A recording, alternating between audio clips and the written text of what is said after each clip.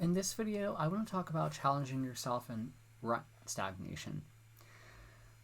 Just to define it, a rut is when you pretty much make tracks in a path that make it no longer passable. I believe that's what it is. And by stagnation, I mean getting stuck in that. So I have a rose, and this is a rose that I had for a while back in September of 2023. And this is my room, by the way. I know it looks like an absolute mess. Let's just say I was going to get an apartment with a friend, but apartments ended up skyrocketing and houses became a bit unaffordable. So I put that off for a while. And basically, when you're trying to draw a rose, there is so many parts to it. There are so many petals, let alone the vase, or vase, however you want to say it, the vase and the stem.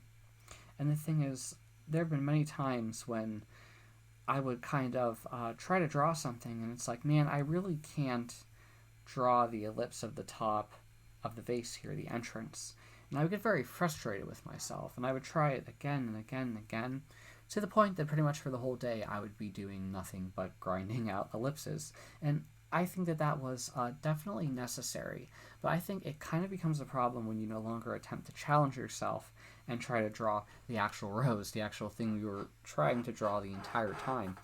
And I think grinding out individual parts to get better at it is definitely important. But I think the important thing is that you don't lose sight of what you're actually trying to draw, the rose. So I would say if you were to do anything, try to draw all of it, even if you fail, and you kind of have to power through your drawing failures. But then after you do that, I would say then you could set some time aside for actually drawing what you want to draw, what you don't want to draw, or maybe what you need more practice with, so to say.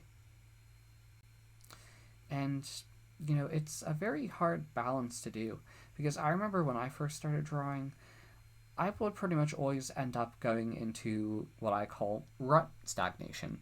I would end up not drawing the thing that I wanted to draw, and I would keep trying to draw basic lines again and again and again. And I remember myself, and I remember the state that I was in for this. And I understand how difficult it was to do and put yourself through it, and how discouraging it could be when you can't draw the stuff that you actually want to draw. It could even make one feel like they can't do it at all until they grind out many of a thing that they need to do. And there is some truth to that. But I will say, what really helps with that is practice in the long run. And I've talked about this before, and the important thing is a daily practice routine. And in my daily practice routine, I draw ellipses for about 5 minutes.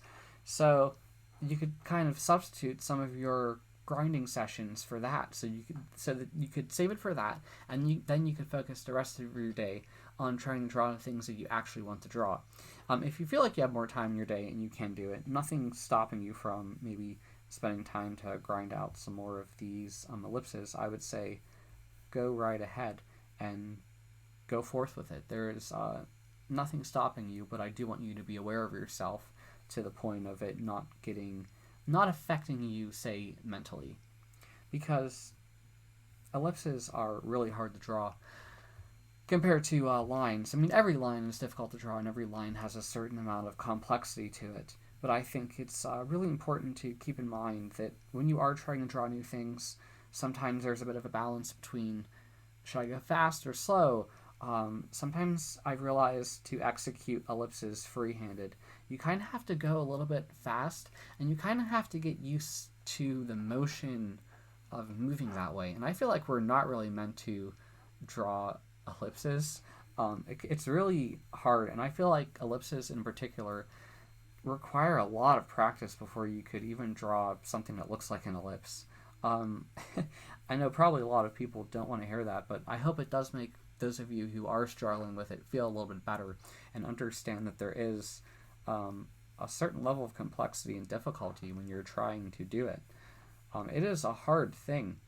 And many people kind of look at drawing as more of a thing to do for fun, and I say yeah, it definitely can be used as a thing that you could do for fun, but to an extent there is a large degree of practice you have to go through. It's a skill that requires a lot of hard hours and lots of failure that all matters to get to a successful point.